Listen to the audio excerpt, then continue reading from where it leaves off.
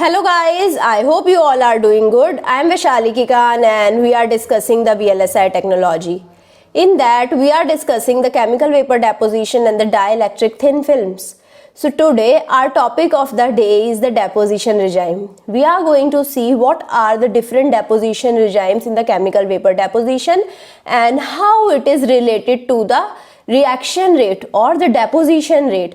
So we are going to talk about a very interesting topic. We are going to see what is the reaction rate or the deposition rate in the chemical vapor deposition. It is a very interesting video and I hope you all are watching this video very carefully. So I hope you all have watched the previous videos on the chemical vapor deposition. If not, it is highly recommended that you go back and watch the previous videos once and then come to this video. So let's start with our topic of the day. We are starting with a topic called sticking coefficient. We must know what is sticking coefficients in order to understand the deposition regimes. So sticking coefficient is something which is related to the formation of the chemical bond in between the precursor and the surface atom.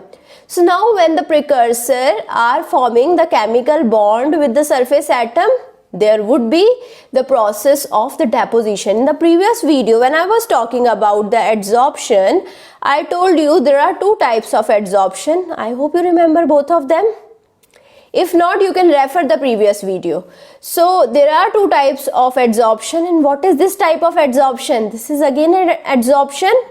Okay, so there were two types, physiosorption and chemisorption. So now here we are forming the chemical bond and this is thus a chemical type of adsorption, chemisorption.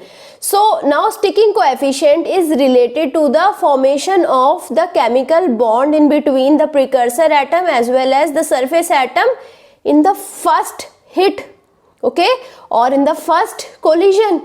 So now when the precursor are coming to the surface atom, the first collision itself, it is forming the chemical bond.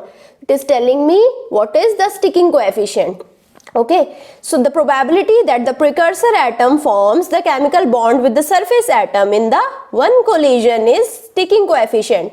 Now why we are calculating the sticking coefficient? So now if I have a precursor which are coming to the surface atom and forming the chemical bond in the one collision, it is having high deposition rate, it is having high surface reaction rate, right? So now when I want to find out the deposition rate, I need to find out the sticking coefficient. So it can be calculated by comparing the calculated deposition rate, okay, in a particular deposition, in a particular chemical vapor deposition process, I will be having a particular deposition rate. Now I am going to compare it with the 100% sticking coefficient and then I can measure the actual deposition rate, and I hope now you understood.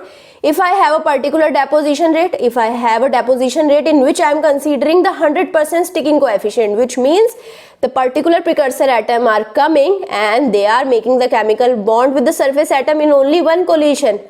Each one of the precursor are coming and making the chemical bond with the surface atom in one collision only. Okay, so in this case, I can say it is having 100% sticking coefficient.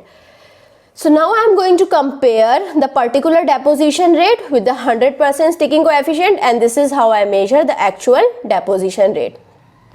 So this is how our sticking coefficient of different precursors would be like. So we have different precursors and they will be having different sticking coefficients. If I have silane, it is having 3 into 10 raised to power minus 4 to 3 into 10 raised to power minus 5 sticking coefficient, which means the probability of making chemical bond in one collision would be less. Then if I talk about SiH3, it will be having higher sticking coefficient. You can see the difference. It is because SiH3 is unstable. It is going to make the chemical bond with the surface atom very fast. This is the reason sticking coefficient is high, which is 0.04 to 0.08. Silane is comparatively stable and this is the reason it is having lesser sticking coefficient. Okay, so now SiH2, 0.15 sticking coefficient, which means it is more unstable. It is going to the surface atom and it is making the chemical bond very fast. Then SiH, then very high sticking coefficient, 0.94. It is highly unstable. Okay, it does not need any external energy to get dissociated so as to form an unstable compound. It is already unstable. SiH4 has to dissociate to form an unstable compound. Right. Now coming to the TeOS, it is having the sticking coefficient 10 raised to power minus 3. WF6 will be having the sticking coefficient 10 raised to power minus 4. So now coming to the step coverage of TeOS and the silane oxide. So now when I am using TeOS, you can see we will be having the symmetrical step coverage, okay, which means the upper part and the lower part will be having almost the same kind of deposition. The width at the upper level and the lower level would be almost same. In the silane, you can see we have the non-uniform deposition, right? So we will be having some larger deposition at the upper part and the lesser deposition at the very low part, which means there would be the formation of the voids if I am using the silane. Now there would be a question that is arising, that why don't people apply TeOS as the silicon source gas? As I have already told you, when I apply TeOS, we are getting a uniform structure. We are not getting the voids. Then why not people are using the TeOS as the silicon source gas for the silicon nitride deposition to get the better step coverage for the nitride film? When I want to have the nitride film, I am not using TeOS. And the answer is that when I am using TeOS is a compound in which the silicon atom is bonded with the 4 oxygen atom. So now there is impossibility in removing or stripping off all of the oxygen atoms and having silicon bonded only with the nitrogen, and therefore TeOS is mainly used for the oxide deposition because of the 4 oxygen atoms present there and bonded directly with the silicon. I hope you remember the TeOS structure. I have shown you the TeOS structure in the previous video. TeOS is mainly used for the oxide deposition, and the nitride deposition normally uses silane as the silicon source gas. Right, I hope you understood this. Now coming to the chemical reaction rate. So the chemical reaction rate is given by the formula A exponential minus EA by KT, where EA is the activation energy. So now if I am going to increase the activation energy, the chemical reaction rate is going to decrease. If I am going to increase the temperature, the chemical reaction rate is going to increase. Okay, so here this is negative and the temperature is in the denominator. So when I am going to increase the temperature, this term is going to increase.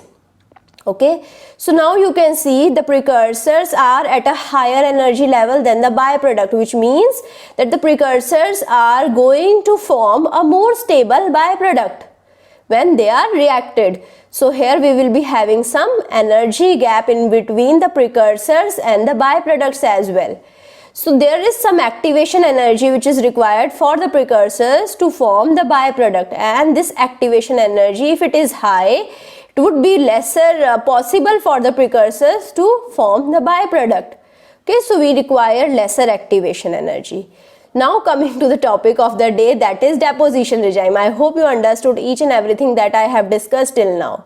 So now you can see we have the 1 upon T parameter at the x-axis. On the y-axis we have the ln of the deposition regime or deposition rate. Okay, so you can see that we have the graph which is looking like this. So now we have divided the graph, and here this is my surface reaction limited regime. You can see the slope is negative and the slope is given by minus EA by K. Okay, so now this is here, the slope is almost linear, it is almost constant, and the mass transport limited regime is represented like this. Okay, now then we have this regime which is gas phase nucleation regime. So let's understand about all of these regimes in detail. So first, surface reaction limited regime. So the chemical reaction rate cannot match precursor diffusion as well as the adsorption rates. So now here the chemical reaction rate, you can see the chemical reaction rate ln dr is decreasing, which means the rate is decreasing, which means I have more precursors but less chemical reaction. Chemical reaction rate cannot match the precursor diffusion as well as the adsorption rate. Precursors pile up on the substrate surface and wait for their turn to react. The deposition rate in this can be calculated by the product of the concentration of the different types of precursors. Okay, so it is proportional to the product of the concentrations of B, C and so on. So deposition rate in this case is highly sensitive to the temperature. So if I am going to change the temperature, deposition rate is going to fluctuate a lot. Coming to the mass transport limited regime, okay, it was almost slope independent. The slope was negligible. It was a straight line graph. Okay, I hope you can see. This is the mass transport limited regime, almost horizontal. Okay, so here the surface chemical reaction rate is high enough. The chemical precursors react immediately when they adsorb on the substrate surface. So now what is happening? Okay, the precursors are coming, they are moving inside the boundary layer. Now they are getting adsorbed, and as soon as they are getting adsorbed, they are forming the chemical bond. So this is the process that is happening with each of the precursors. So now the chemical reaction rate is very high. The deposition rate is given by the dn by dx, concentration of B, C and so on.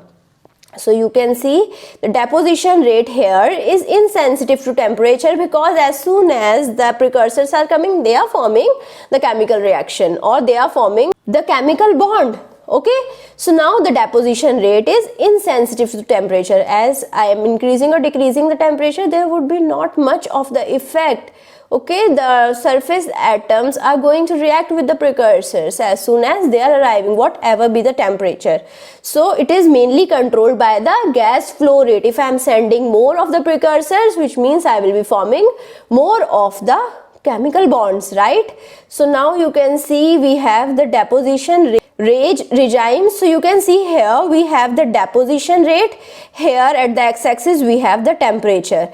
So now you can see the deposition rate is sensitive to the temperature in this case. Okay, so now here the deposition rate is insensitive to the temperature. So initially the deposition rate, if the temperature is less, the deposition rate is highly sensitive to the temperature, but as soon as I am increasing the temperature, the deposition rate will not increase. There would be a saturation, right?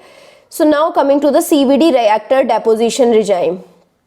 So now what is happening in the CVD reactor? So most single wafer process reactors are designed in mass transport limited regime. Okay, there, because it was not dependent upon temperature, so we can have the uniform process at different temperatures as well. So mass transport limited regime is the most preferred regime for the making of the reactors. And here it is easier to control the gas flow rate, which controls the deposition rate. So now our deposition rate is insensitive to temperature, but it is sensitive to the gas flow rate, which we can control. So we can have the controlled deposition. So plasma or unstable chemicals such as ozones are used to achieve the mass transport limited regime at relatively low temperature. When I want to deposit at the relatively low temperature, I will be using the plasma. So I hope you understood the different things that I have discussed in this video. These are the references, really amazing book. You can refer these books for your future studies as well, or you can put the doubt in the comment if you have any, and I will be trying to revert to you as soon as possible. I hope you like this session. If you like it, please push the like button, subscribe to the channel, and also do share it with your friends. Thank you so much.